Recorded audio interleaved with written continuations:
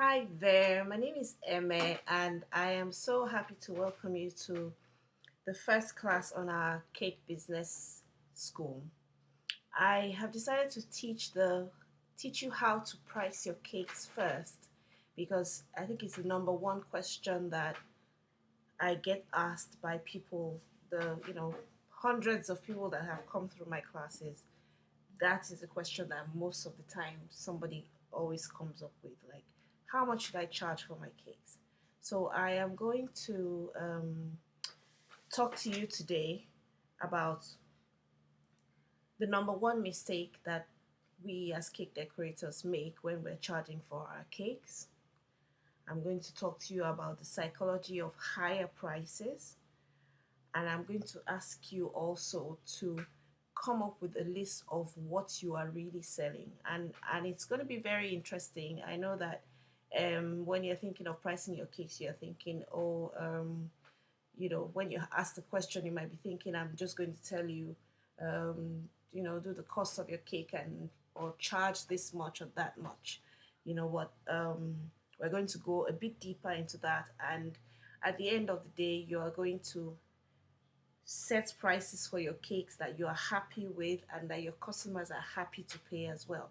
So that's where we're going to start, and it's going to be fun. So let's start with that. Well, the first question, as you can see in the slide, it says, which is harder to make? Is it harder to make 100 cakes at £30 or 30 cakes at £100? The thing about being in business as a cake decorator is that your time is limited, and you are able, as a one woman business, to make a limited number of cakes in any given week or any given month, or whatever time frame you're talking about.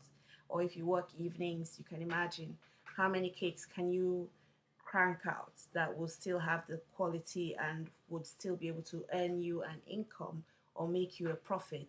So obviously, the obvious answer to this is it is easier to make 30 cakes at £100 than it is to make £100 cakes at £30.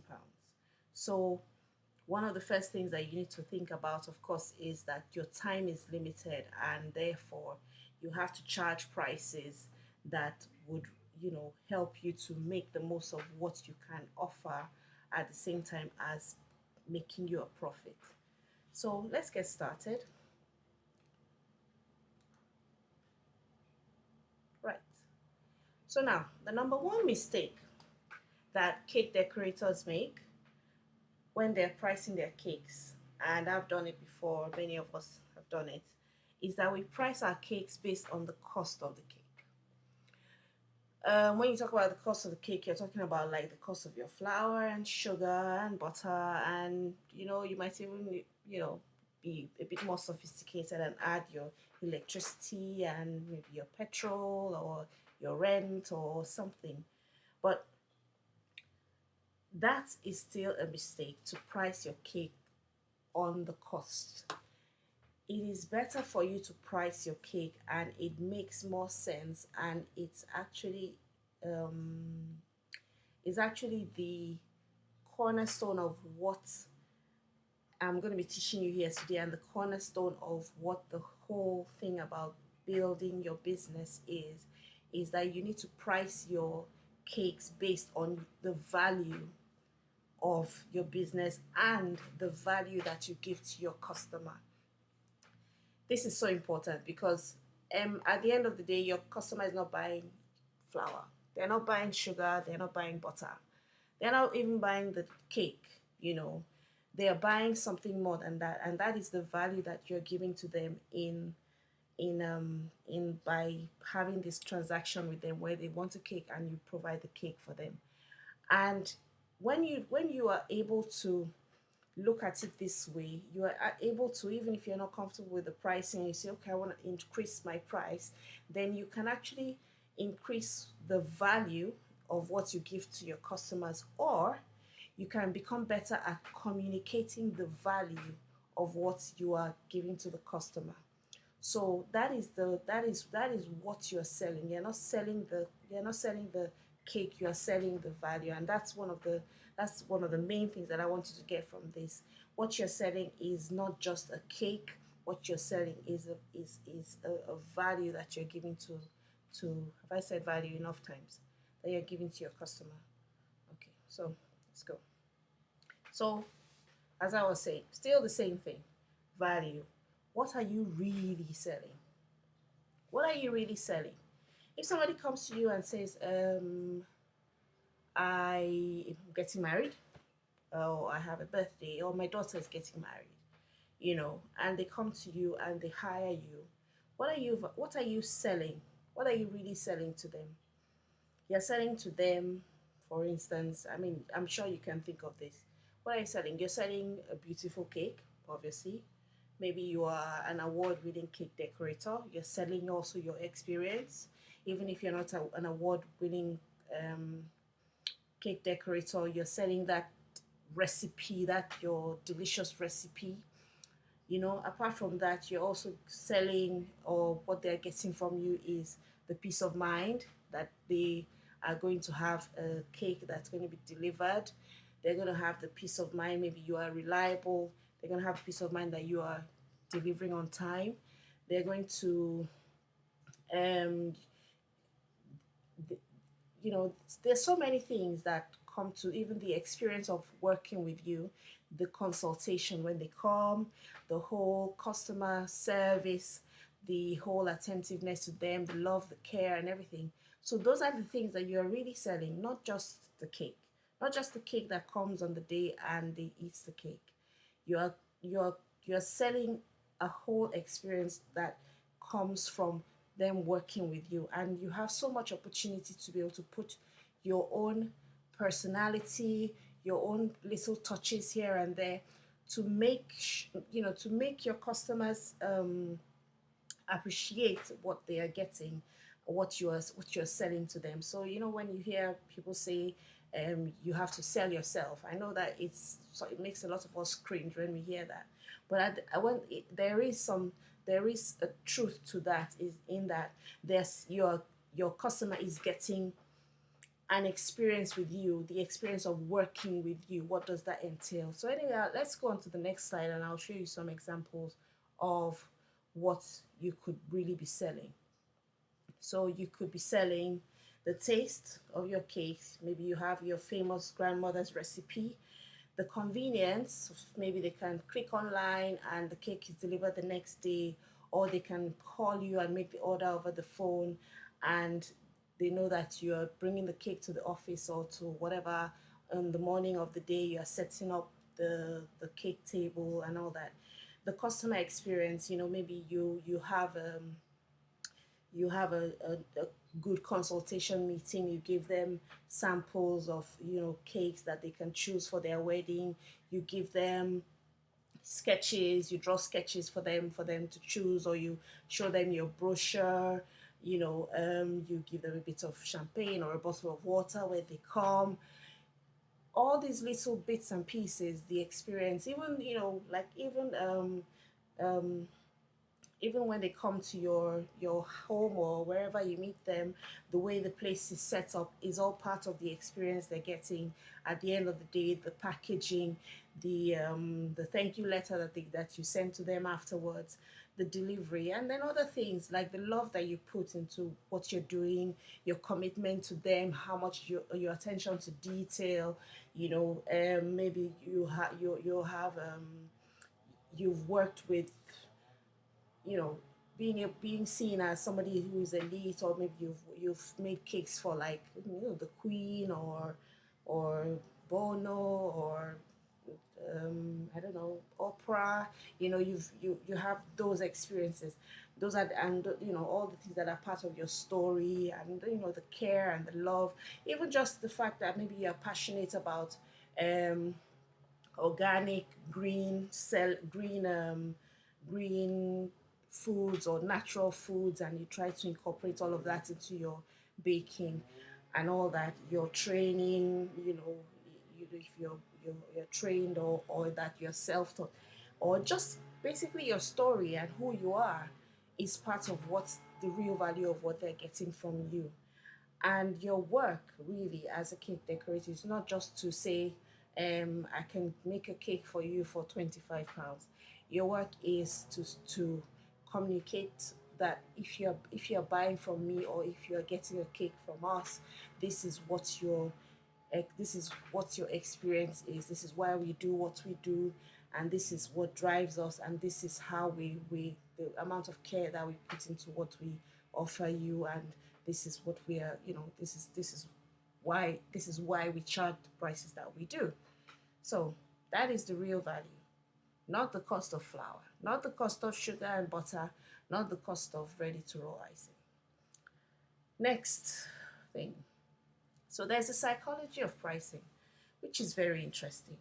Because if you were charging £30 for a cake, and I found the same thing with myself when I thought to myself, okay, if I was going to have a course, and I was going to charge for maybe £1,000 for a 1 week course, what would I do? What would that make me do? And that is and I found that your mind actually opens and you start thinking, how can I make this experience, how can I add so much value to what I'm doing, so that when no anybody who comes is not going to be in any doubt about how much this is worth to them. So when you charge a higher price, you are motivated to over deliver.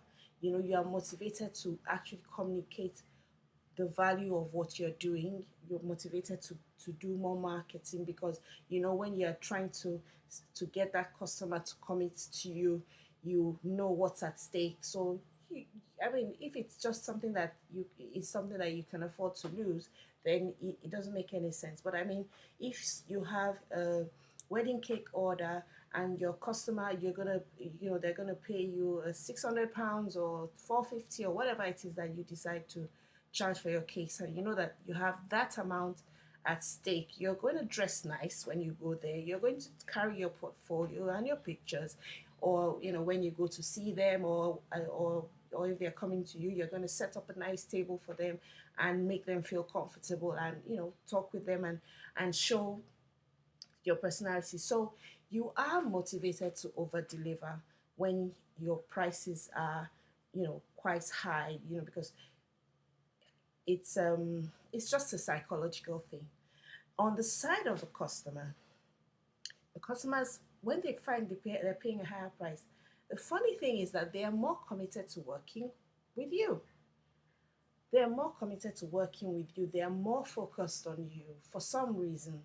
And another thing, they trust you more, and they're not saying to themselves, if it's so cheap, then that means that there might be something wrong with it. Let me just keep checking on it and check every single tiny little detail to make sure that this person knows what they're doing and they're getting it right. And then you get this customer from hell who calls you every day. I've been there. Calls you every day, and just is stressed around you, you know. So when they get a price that is an exclusive price, or a high price, they the customer on the other hand feel, they feel more special. They feel like they're getting something that is really up there. It's not like run of the mill kind of thing. So there's that psychology of that price. you know People don't buy on, when they choose to do something, they don't choose to it just only because of the price. I mean, and that is just, I mean, that is the long and the short of it. The computer that I'm using now is an iMac. It's a Mac, an Apple computer, and I was sold by Apple. Just not big, and it probably costs like 3 times as much as a normal everyday desktop would cost, or but or a normal laptop would cost. But I'm happy to buy it just because I bought into the Apple story. It's not that I've been conned. It makes me feel like I belong to something, that I am buying into something that I believe in. So, and that's the same thing with your customers. Once they have made that investment into you, they actually, it makes them feel more special. They love you more. They love you more. They feel special, and that is the long and the short of it. Psychology has been proven with research, and it makes it's common sense as well. Right. So we go back to this: how to price your cakes. The long and the short of it is this: you teach people how to treat you. If you treat yourself cheap, people will treat you cheap. If you treat your, this is a tongue twister. If you treat yourself, you know, of value, I'm not even going to say expensive because price is relative. Money is relative. If you treat yourself valuable, people will treat you valuable. And that's subjective. Normally, I mean, a long time ago when I first started in business, and people would ask me, how much should I charge for my cakes, or what should I charge for my cakes?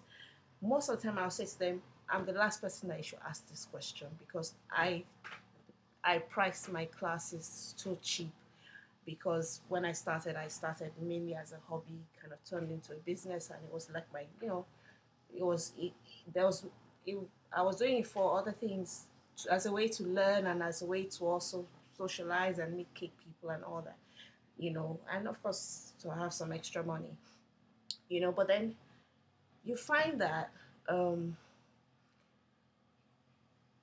nowadays, if somebody asks me how much should I charge for my cake, my answer to you is always, you can charge whatever you like for your cake. It's completely up to you.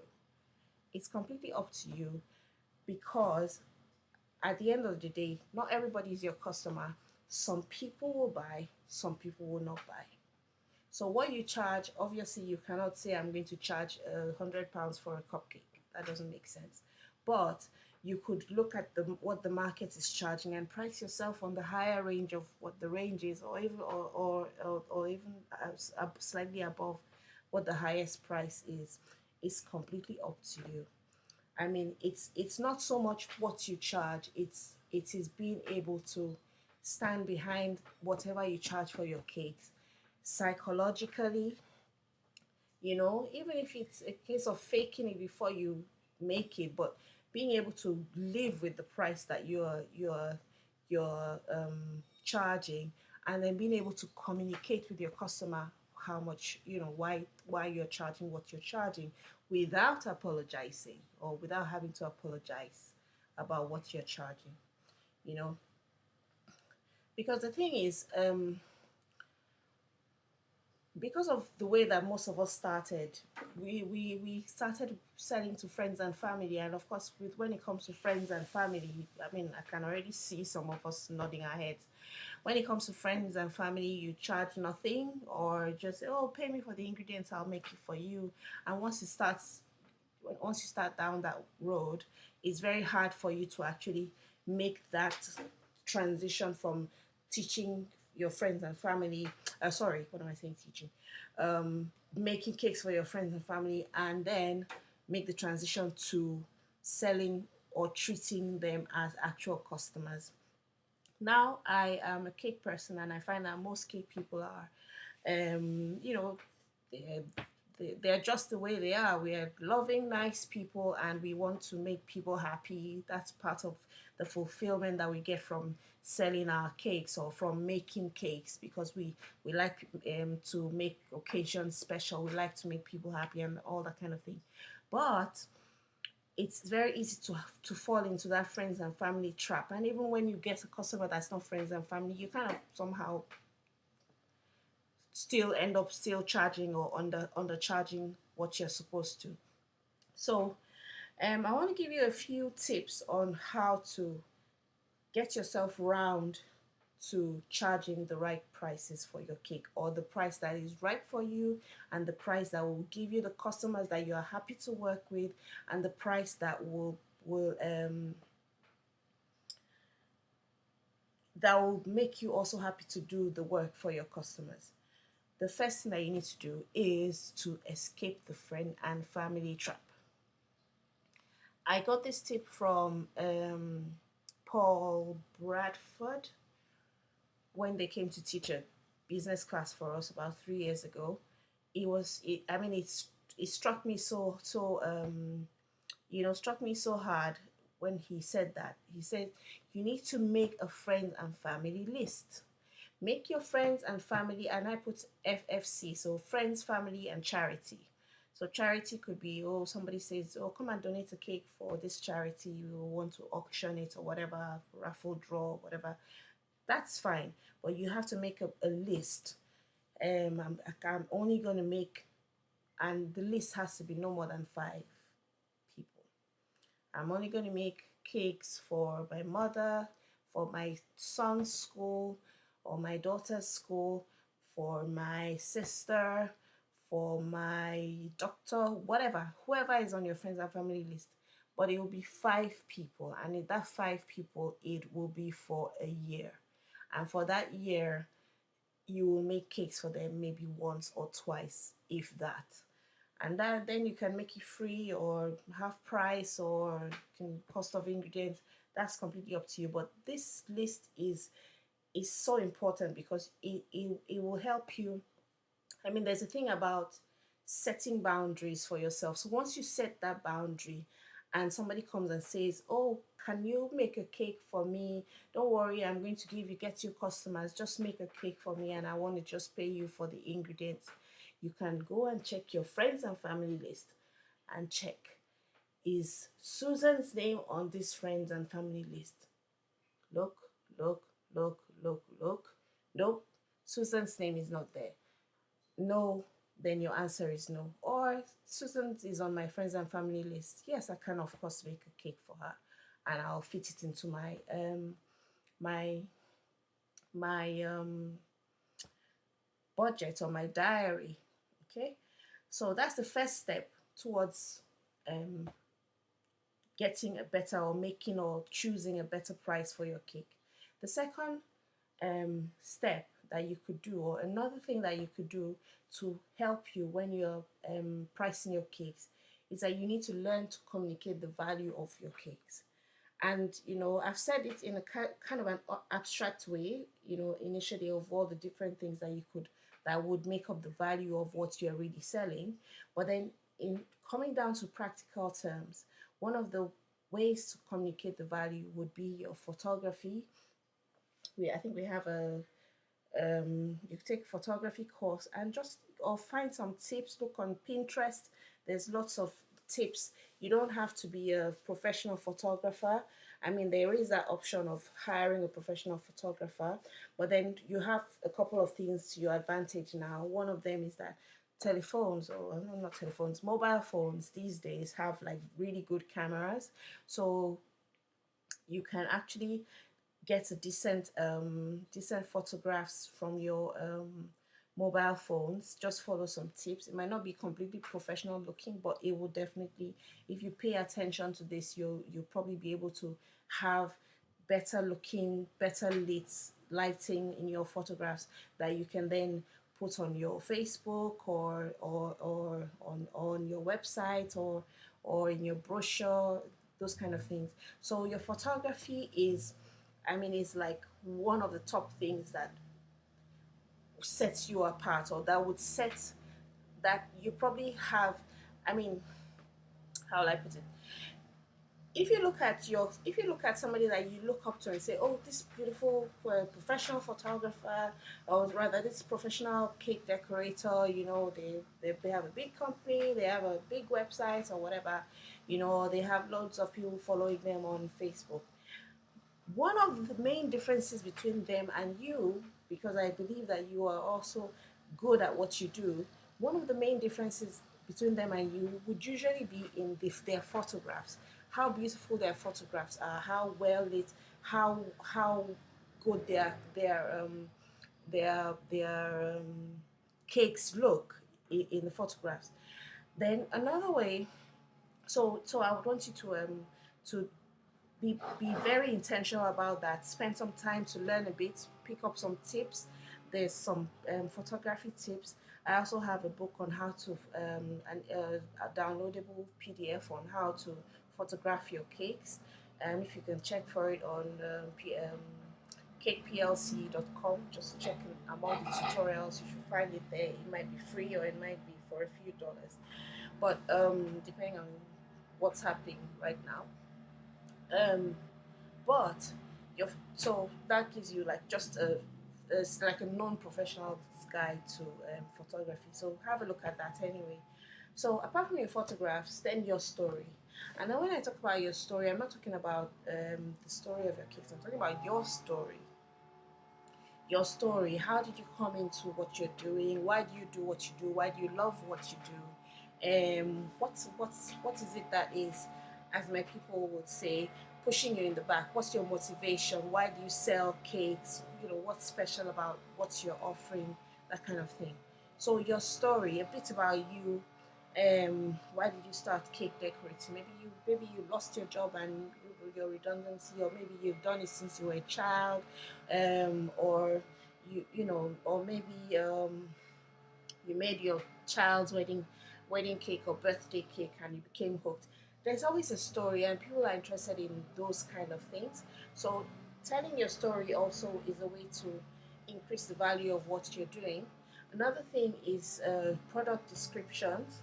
So describing your cakes, just describing your cakes. And when I talk about that, I'm talking about like the words you use, the phrases you use, and generally the copy that you use. And if you have any trouble with that, a good one good one good um, resource is called words to use. So words to use.com. If you search underneath food or cakes or whatever, you get um, some examples of words to use.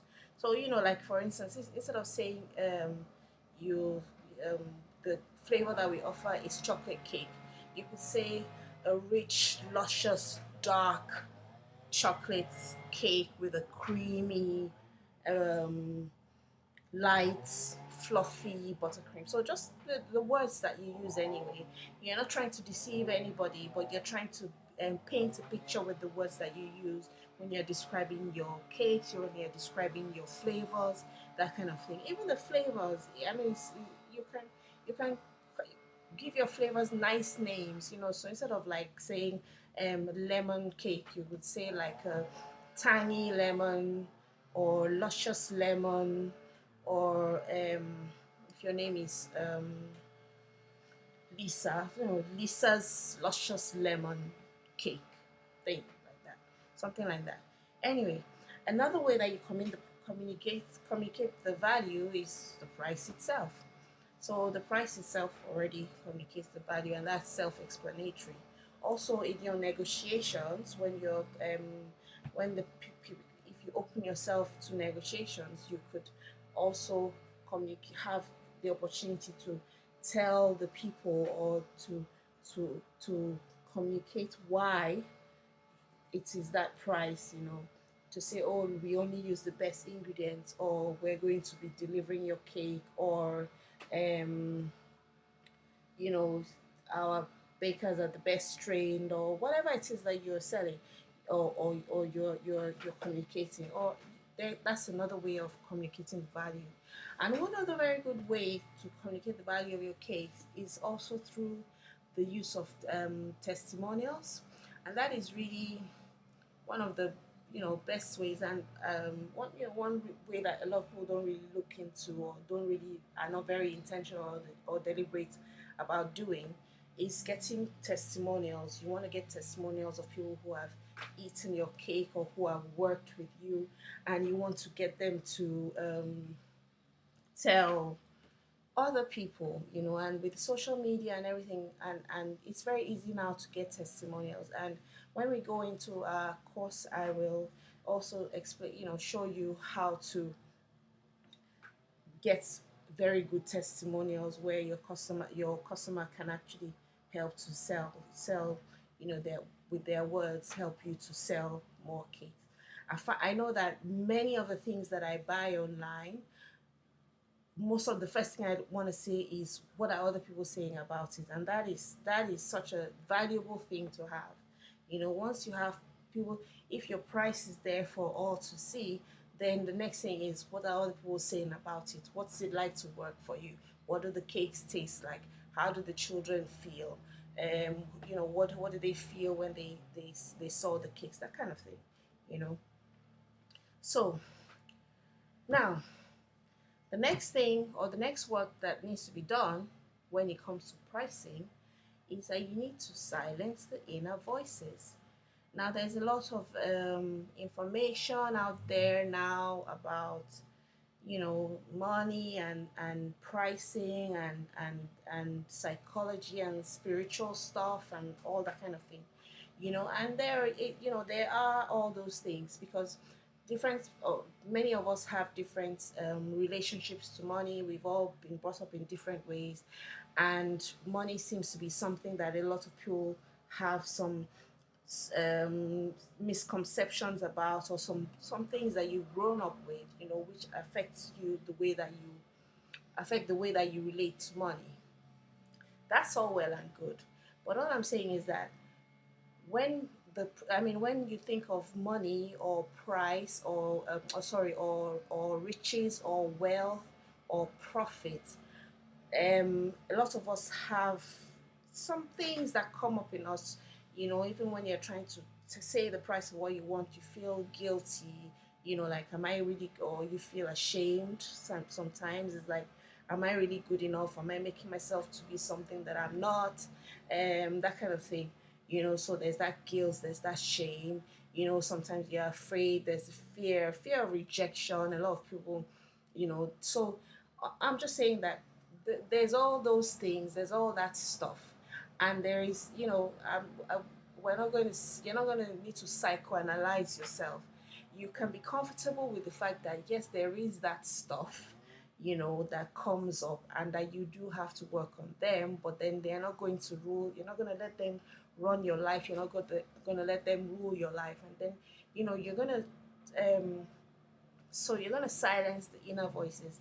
And one of the inner voices, simply either by ignoring them and just forging ahead, and then also by replacing the inner voices with the things that you say about yourself and the things that you learn about yourself. And the more you are able to do that, the more you're able to, when you get to the point where you know that, when you, well, not that when you know, but when you get to the point where you actually see that, look, I told this person £100 and I didn't bat my eyelids. I didn't. They didn't stare me down. I just said it. And they didn't argue, or they argued, and I stuck to my guns, and they agreed to it. When you get those small wins, then all those inner voices will begin to become more silent. And obviously there's other work that you can do on yourself, which would help you with that. But then do not let those inner voices of the fear of rejection, or you feel guilty, or they say, oh, rich people are greedy, or whatever, or oh, I'm not good enough, or the anxiety, about money and that kind of thing. Don't let those things get in the way of you being able to charge the true value of the work. Because at the end of the day, cake decorating is hard work. It is hard work. And not only that, but by virtue of the way that most of us come into this business, we put a lot of ourselves and our love and our commitment into what we're doing. So you absolutely, absolutely deserve, to be paid what you're worth, to be paid and to be able to make a profit from the work that you do with your hands. So that's why you cannot allow these things that might have come up, from your childhood or whatever, or bad experiences, or past failures, to get in the way of that. You just have to, have some backbone, you know, for want of a better word. Right.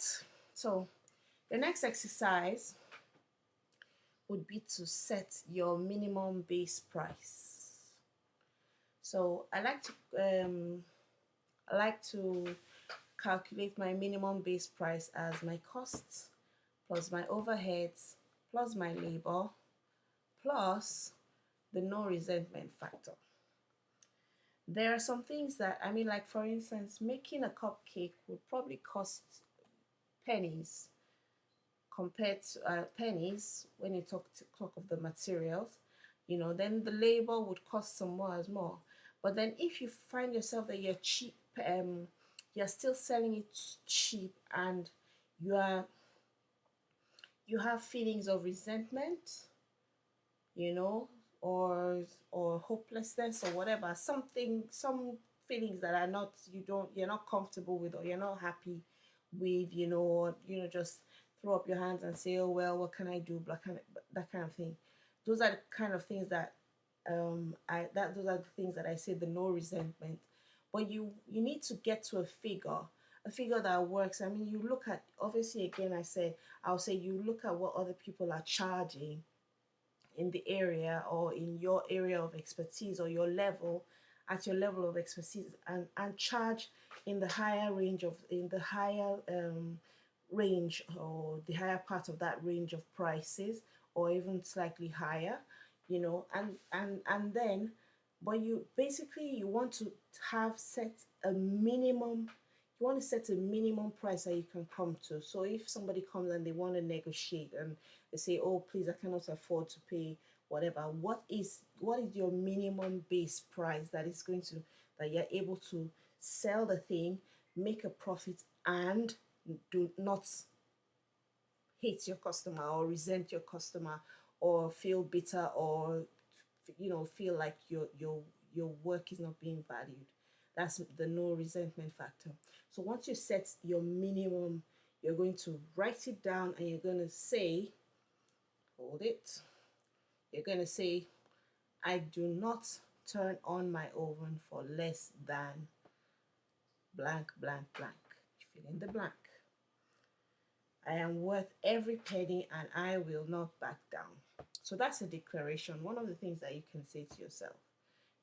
And there is power in the words that we say to ourselves. They do make a difference, and the more you say this, the more you will stick to it, and the more it becomes part of you. So whatever your price is, so again, I say whatever because it's up to you. As long as it covers your costs, it covers your labor, it covers your overheads, it makes maybe your profit, and then it makes you to not be resentful or have any other negative feelings, then you say, this is my base price. And does not mean that you're going to charge your base price. This is just like the very least that I would charge for my bestest friend, or for that customer that I know that, you know, that I want to have a show a good faith gesture. Or there's this lovely cake that's, this lovely cake idea that somebody brought to me, and I really want to try to make that kind of cake because I've never done it before, so I can charge my lowest price for that, just so that I can get a chance to make that kind of cake. So that's your declaration. I will not turn on my oven for less than blank, blank, blank. I am worth every penny. I will not back down. Say it to yourself as many times as you need to. Because I'll tell you something. It says that there's a saying that says, if it's important, you will find a way. If it's not important, you'll find an excuse. And that is just the that's the that's the long and short of it. If the cake is important to your customer, they will be find a way to pay the price. If not, then they will find an excuse. And you don't want to pay for somebody who doesn't even value what you have to offer. So you don't even want to work with those kind of customers. So if I go back to my first question, where I say, would you rather make 30 cakes for £100, or 100 cakes for £30? If you just increase your price, let's say for instance you decided to double your price. Let's not even say £100. Let's say you decided to double your price. You were charging £30 for your cakes, and then you decided, okay, I'm going to start charging £60. What if you lost half of your customers? How much would you make at the end of the month? You would actually still make the same amount. You would make the same amount because it's very highly unlikely. It's highly unlikely that you lose half your customers for one thing. Especially if you communicate your value properly. But worst case scenario, you've lost half your customers. You're going to make the same prices. You're going to same amount of money. You're going to have less work to do. You're going to have time for your family and everything. You're not going to be so busy, so frazzled all the time. You're going to actually begin to enjoy your work again. So it's not just like hard labor, but you're actually beginning to enjoy the creative thing. You're going to give more value, that you're going to really put yourself into what you're doing, show them, the people, that yes, it is worth what they paid for, and in that way the quality of your work will improve. And there's so many benefits of having charging a decent price. I will not even say high price, I'll say a decent price. So this year, this is also your friends and family list and your declaration. Says this year I will only make free cakes for these people. And you write them down. And there's another declaration. It says, I am good enough. I deserve to prosper from my work. I work with great customers who love me and value what I have to offer. My cakes are worth every penny. My cakes are totally worth it. So declarations are things that you actually say to yourself. That is, you say it out loud to yourself in a way that you can hear yourself. And that is the power of the words. The Bible says, and I mean, loads of other people say, psychologists and all that. But the Bible says death and life is in the power of the tongue. So there is power in the things that you speak. You speak them into the atmosphere and you speak them to yourself. You begin you're telling yourself something, and you begin to, so you're not just pretending now, because once you hear that thing, it gets into you, becomes a part of who you really are. Yes, you are good enough. Yes, you deserve to prosper from your work. Yes, you work with great customers, and they will find you, they will love you, they will value what you have to offer, and definitely your cakes are worth every penny. They are totally worth it. So that's it for now for this training. Hopefully this recording went through. This is my first time of using this program. So please do the exercises. Do the exercises. The exercises are: one, make your friends and family list. Two, have a look at the photography. Work on your photography and your product descriptions. Check out the wordstouse.com website. Work on getting some testimonials, which you can put or some reviews that you can put on your Facebook page or on your website or on your brochure, wherever. Silence the inner voice or ignore them. Set your minimum base price, definitely, and make these declarations regularly, regularly. I'm good enough. I deserve to prosper from my work. I work with great customers who love me and value what I have to offer. My cakes are worth every penny. I'm totally worth it. Thank you, and see you in the next lesson.